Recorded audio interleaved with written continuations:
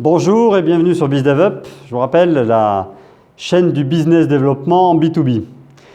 De quoi va-t-on parler aujourd'hui? Aujourd'hui, j'aimerais vous présenter de façon très succincte ce qui pour moi peut être résumé, je dirais, dans les principes clés du business développement en B2B. Voilà. Je voudrais ici vous montrer les 4 ou 5 choses essentielles que vous devez retenir et finalement, si vous avez acquis ces points-là, tout le reste, ça se construit autour. Mais à partir du moment où vous mémorisez ça, vous avez l'essentiel. Alors je vais aller vite, mais je voudrais quand même qu'on prenne 5 minutes pour en discuter. Première chose, il faut que vous compreniez que le business développement, c'est une affaire de process. D'accord ? Il faut absolument que vous soyez convaincu du fait que votre réussite en termes de développement sera lié au fait que vous avez mis en place un process. Très souvent, d'ailleurs, ce process, il est mis en place de façon inconsciente. C'est-à-dire que moi, je connais pas mal d'entreprises qui n'ont pas formalisé les choses, mais qui, en fait, fonctionnent selon une séquence bien précise.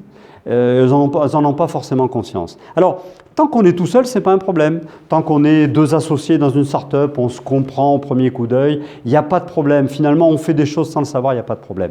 En revanche, dès qu'on va vouloir développer, si on commence à faire venir des collaborateurs, après on s'étonne qu'ils ne fassent pas les choses comme nous. On s'étonne qu'ils aient loupé une étape, qu'ils n'aient pas dit un truc essentiel. Tout simplement parce qu'on n'a pas formalisé. Donc, il faut absolument que vous ayez à l'idée que tout ça, c'est d'abord une question de process. Et évidemment, j'ajouterai à la notion de process la notion de persévérance. En B2B, il y a une différence fondamentale entre les marchés B2B et les marchés B2C, c'est qu'en B2B, le temps de pénétration d'un marché, il est long. C'est variable, bien sûr. Ce que je vais vous dire là, c'est complètement qualitatif et en réalité, ça mérite d'être analysé au cas par cas. Mais moi, je dis toujours à mes clients, quand par exemple, ils veulent pénétrer un nouveau secteur ou quand tout simplement, ils mettent en place un nouvel ingénieur d'affaires sur un domaine ou autre, je leur dis, écoutez, dans votre business plan, considérez que c'est entre 6 mois et 18 mois d'efforts commerciaux avec 0 ou pas grand-chose en termes de résultats. C'est ça la réalité. Alors pour illustrer ça, j'aimerais vous présenter cette courbe que j'aime beaucoup. J'aime beaucoup les courbes en S comme ça parce que je trouve qu'elles expliquent très bien ce qu'est la réalité humaine et en particulier la réalité dans le domaine du business et en particulier dans le domaine du business développement. Si je mets en abscisse le temps, ou l'effort consacré, d'accord ? C'est-à-dire j'essaie d'impacter un marché avec mon offre. Et si je mets en ordonnée les résultats, on s'aperçoit qu'en général, et ce n'est pas en général, c'est de façon quasi systématique, on progresse selon une courbe en S. C'est-à-dire qu'on va avoir une phase pendant laquelle on va faire de nombreux efforts. Je passe du temps, je contacte, je fais des visites, je fais des présentations, je fais des démonstrations, j'envoie des docs, Et j'ai des résultats très faibles. Et cette période, elle peut durer, comme je vous l'expliquais tout à l'heure, entre 6 mois et 18 mois. Donc, selon les marchés, si vous voulez pénétrer le marché de l'aéronautique ou le marché du nucléaire, ça va être très long, très très long. Il y a d'autres marchés qui sont plus faciles à pénétrer. Donc, ici, on a une véritable difficulté parce qu'effectivement, le risque, c'est de s'essouffler, bien entendu. Mais arrive un moment où ça commence à fonctionner, arrive un moment où on commence à avoir pigé comment ça marche, où on commence à être un peu plus connu, apprécié, identifié. Et là, très souvent, on a un développement qui est quasiment exponentiel. Il y a un point d'inflexion, alors qui est très difficile à situer, où là, ça démarre de façon souvent très importante. Et après, forcément, comme toujours, il y a une phase de saturation, il y a un deuxième point d'inflexion où, quand vous êtes bien implanté sur un marché, que vous avez une grosse part de marché, ainsi de suite, vous pouvez faire tous les efforts commerciaux supplémentaires que vous voulez.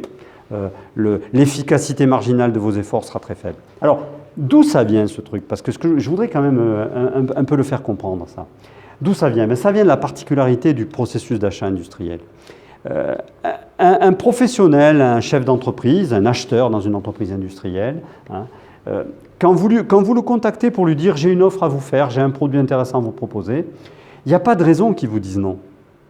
Son métier, c'est d'identifier un maximum de fournisseurs potentiels. Donc lui, il a intérêt à recevoir un nouveau fournisseur potentiel. Et c'est comme ça que vous avez vos commerciaux qui vont faire des visites, qui vont rencontrer des tas de gens, mais ces gens en question n'ont strictement aucune intention de leur acheter quoi que ce soit à l'instant T. À l'instant T, c'est ça qu'il faut comprendre. Hein. Et donc, on va faire une première visite, je dis n'importe quoi, je cherche à me faire référencer chez Alstom pour fournir des pièces qui vont aller dans les différents trains ou dans les différentes activités ferroviaires d'Alstom. Eh bien, d'abord, pour se faire référencer, ça prendra du temps, mais imaginons que je sois déjà référencé. Je vais aller rencontrer des acheteurs et je vais leur proposer mes offres. Et ils vont trouver ça intéressant, oui, mais bon, mais on verra. Bon. Puis il ne se passe rien. Et comme je fais bien mon travail, un mois, 2 mois plus tard, je reprends contact et on revisite et j'explique à nouveau et ainsi de suite. Tout ça, c'est des efforts, c'est du temps passé avec 0 commande en face, d'accord ? Bon. Et puis un jour, ces gens-là vont me dire, parce ils trouvent que finalement, d'abord, ils voient qu'on est toujours là, donc ça veut dire qu'on est probablement des gens sérieux, en tout cas tenaces. Et puis un jour, ils vont me dire, bah, tiens, faites-nous une offre sur tel truc. Et ils vont vous consulter. Et là, vous allez non seulement faire votre travail commercial, mais en plus, vous allez devoir faire un travail technique pour répondre à leurs besoins. Vous allez faire une offre plus ou moins complexe, ainsi de suite. Bon. Cette offre, en général, elle a très peu de chances d'aboutir. Pourquoi ? Parce qu'ils sont en train de vous tester. Ils veulent voir ce que vous avez dans le ventre. Donc, vous allez faire votre offre, elle va être analysée, ainsi de suite. Puis on dira, ben non, c'est trop tôt, ou pas maintenant, on a déjà des fournisseurs, bon, ça va prendre du temps. Sauf que, à la énième offre, alors la énième, c'est quoi ? C'est la 2e, c'est la 3e, c'est la 12e. J'en sais rien. À la énième offre, à un moment donné, l'acheteur, il aura reçu N fois des messages qui lui disent « mais on est des gens sérieux, on fait des offres intéressantes, on a une technologie qui apporte quelque chose ». Et à un moment donné, la fenêtre s'ouvre. À un moment donné, il va dire « mais ça a l'air quand même intéressant ce que proposent ces gens-là ». Pourquoi la fenêtre s'ouvre ? Parce que petit à petit, vous connaissez. Pourquoi la fenêtre s'ouvre ? Parce qu'à un moment donné, il a déjà ses 3 fournisseurs sur ce type d'offre, mais l'un des 3 fournisseurs est défaillant. Ou lui-même, il a un ramp-up, comme on dit, hein, une augmentation d'activité, et finalement, ses fournisseurs habituels ont du mal à suivre. Donc, il faut qu'il introduise un 4e fournisseur. Ou tout simplement, il veut vraiment vous tester en réel. Et là, il vous fait rentrer. Et donc, vous avez une première commande. Et cette première commande, alors on prend l'hypothèse favorable, bien sûr, hein, cette première commande, elle se déroule bien. Ils sont satisfaits de votre travail. Et à ce moment-là, vous représentez peut-être 3% de leur potentiel d'achat sur ce sujet. Sauf qu'il y a une distorsion entre ce que vous représentez dans leur potentiel d'achat et ce qu'ils pensent de vous. C'est-à-dire qu'à ce moment-là, ils pensent de vous que vous êtes des gens sérieux, solides, crédibles, fiables, enfin, tous les qualificatifs que vous voulez, mais vous ne pesez que 3% de leur chiffre d'affaires. Et c'est là que ça peut augmenter de façon absolument exponentielle, parce qu'à ce moment-là, la porte est ouverte, ou entrouverte. Il suffit d'une opportunité, un des fournisseurs habituels est défaillant, ou tout simplement, vos arguments finissent vraiment par peser. Et à ce moment-là, vous passez de 3% des appros de ce grand compte, ou de cet industriel, à 5%, ou à 10%, ou à 20%. Ça veut dire quoi à votre niveau ? Ça veut dire que votre chiffre d'affaires, il double ou il est multiplié par 10 en très peu de temps. Bon, voilà. Je ne vais pas m'éterniser là-dessus, on en reparlera en profondeur dans nos formations, mais ce concept-là, il est très important. Alors évidemment, tout le problème, c'est qu'est-ce qui se passe dans cette phase-là où je fais des efforts, je mouline, je pédale, et puis finalement, il ne se passe pas grand-chose, quoi. Qu'est-ce qui se passe dans ma tête ? Parce que la difficulté, elle est là, c'est que vos équipes commerciales vont s'essouffler. Moi, je connais même des entreprises, souvent de petite taille, start-up ou PME techno, qui disent « oh non, mais là, tel client ou tel compte, on n'y va plus parce que ça fait 4 fois qu'on leur fait des offres et puis ils n'achètent pas. » Ben oui, mais justement, c'est souvent à la 5e, à la 6e ou à la 10e fois qu'ils vont acheter. Donc la vraie question, c'est est-ce que j'ai les ressources financières pour financer justement mon effort commercial pendant ce temps-là ? D'accord ? Et est-ce que j'ai des indicateurs qui me montrent que, certes, pour l'instant, je n'ai pas du chiffre, mais je progresse. Je progresse dans mon image chez ce client, je progresse dans l'opinion qu'il se fait de moi, je progresse dans ma connaissance de son besoin, je progresse dans ma connaissance de tous les acteurs qui sont présents chez mon client. Voilà. Donc, très important, ces notions de persévérance.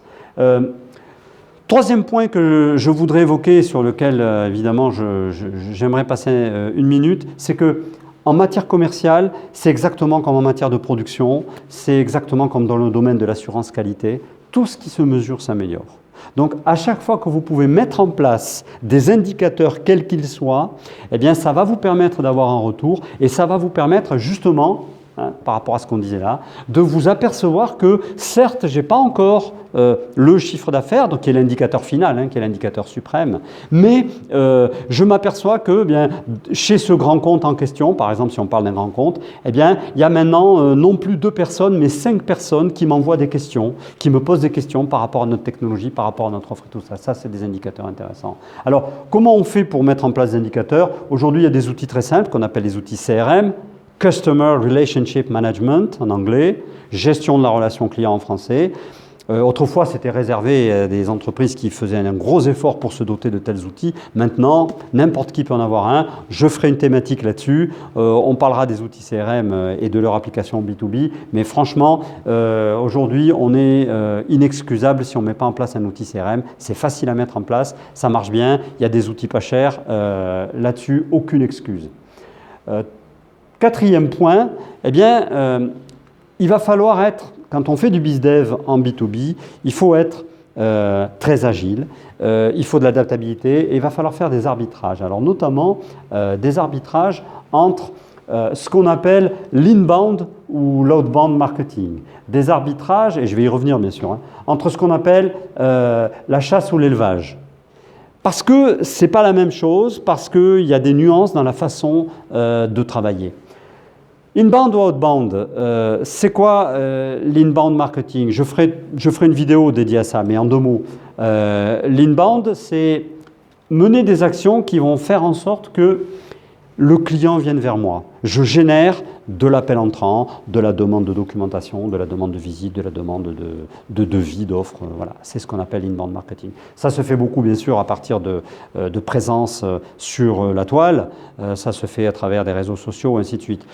Par exemple, la vidéo que vous êtes en train de regarder en ce moment, c'est de l'inbound marketing pour moi, parce que si elle vous paraît intéressante, si vous y trouvez des choses intéressantes, à un moment donné, eh bien, vous nous contacterez pour nous poser des questions, pour nous demander de participer à une formation, ainsi de suite. Bon. L'outbound marketing, à l'inverse, c'est une action vers l'extérieur. Je mène une action proactive vers l'extérieur pour aller convaincre les gens. Donc, c'est la prospection, qu'elle soit téléphonique et ainsi de suite. Alors, il y a souvent des débats un peu ésotériques, moi je trouve, entre faut-il faire de l'inbound ou de l'outbound. C'est les deux, mon capitaine. Il faut bien sûr qu'il faut faire les deux. Le vrai débat, c'est quel est le dosage entre les deux et comment je fais en sorte que les deux soient complémentaires. Je m'arrête là-dessus parce qu'on y reviendra. Chasse ou élevage, beaucoup d'entreprises qui ont une certaine passivité commerciale finalement, une fois qu'elles ont conquis leurs 2-3 bons gros clients, ont tendance à s'en tenir là.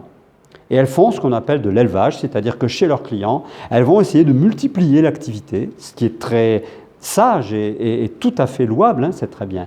En revanche, le problème, c'est que si vous n'avez que 2 ou 3 clients, qu'est-ce qui va se passer? Très vite, vous allez devenir totalement dépendant de ces 2 ou 3 clients, quand ce n'est pas un seul client, comme je vois tous les jours, moi, dans l'aéronautique, dans l'énergie, dans pas mal de domaines où on travaille, on a affaires à des sociétés qui sont complètement dépendantes d'un seul client à 80%. Bon, ça, c'est très dangereux, vous vous en doutez bien, et puis surtout, ça vous met dans une situation où vous ne pouvez quasiment rien négocier parce que c'est l'autre qui a tout le pouvoir. Donc la question, c'est est-ce que je fais de l'élevage ou est-ce que je fais de la chasse? Et là, c'est comme pour l'inbound ou l'outbound, les deux, mon capitaine, bien évidemment qu'il faut faire les deux. Si vous vivez uniquement sur de la chasse, c'est épuisant parce que vous êtes en permanence en train d'aller chercher des nouveaux clients, c'est épuisant. Donc bien sûr qu'il faut faire de l'élevage. Mais si vous vivez que sur de l'élevage, vous êtes mort à terme. Donc il faut bien sûr mener les deux. Quand je parle d'arbitrage, d'adaptabilité, c'est bien l'idée qu'il va falloir justement trouver de bons équilibres entre ces deux concepts à chaque fois. Voilà. Et puis, un dernier point que je voudrais évoquer très rapidement, c'est que n'oubliez jamais que le business développement, alors pour vous qui êtes en charge du business développement dans votre entreprise ou qui êtes un futur bizdev, comme on dit, le business développement, c'est une fonction qui est absolument passionnante parce que c'est no limits. C'est vous qui décidez le moment où vous arrêtez de faire vos efforts, là. D'accord ? Donc,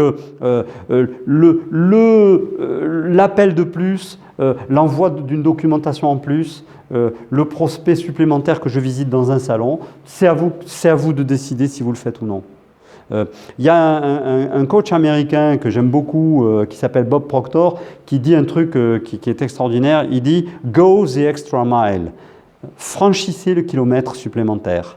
Les marathoniens connaissent ça très bien, ils vous le diront. Hein.